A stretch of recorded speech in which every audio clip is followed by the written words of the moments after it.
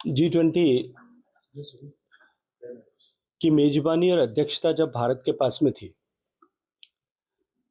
तब भारत ने माननीय प्रधानमंत्री जी के नेतृत्व में काशी में हुए मंत्रियों के, संस्कृति मंत्रियों के सम्मेलन में जो निर्णय किया था उसे काशी कल्चर पाथवे के नाम से पूरा विश्व जानता है। और उसमें भारत ने ये पैरवी की थी। जिस विषय को प्रारंभ में सऊदी अरब की प्रेसिडेंसी के समय प्रतिपादित किया था, उसको आगे बढ़ाते हुए ये निर्णय किया था कि भविष्य में विश्व के विकास के गोल्स, सस्टेनेबल डेवलपमेंट गोल्स समाप्त होने के बाद में नए डेवलपमेंट गोल्स बनेंगे। उनमें कल्चर को एक स्टैंडअलोन डेवलपमेंट गोल के रूप में मान्यता मिले।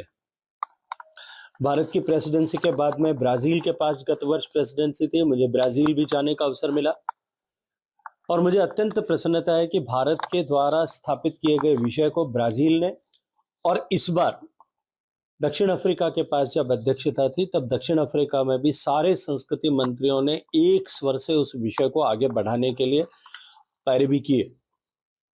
आने वाले समय में विश्व के विकास में संस्कृति और कल्चरल गुड्स,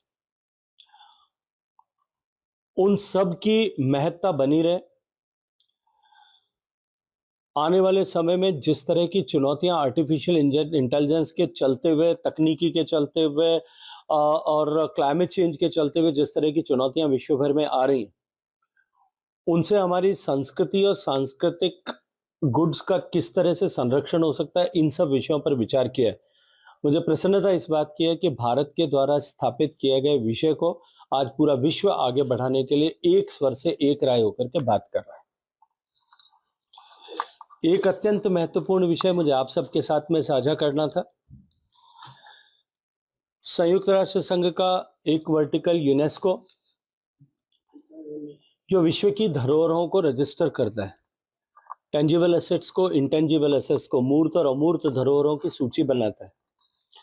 हम सबके ज्ञान संज्ञान में विषय है कि इस वर्ष भारत के महाराष्ट्र के मराठा मिलिट्री लैंडस्केप, यानी महाराष्ट्र के शिवाजी महाराज और उनके वंशजों के द्वारा बनाए गए सारे किलों को एक साथ हमने विश्व धरोहर सूची में रजिस्टर कराया था। और इस तरह से भारत में 43 वर्ल्ड हेरिटेज जो हैं वो प्रॉपर्टीज भारत में बनी है।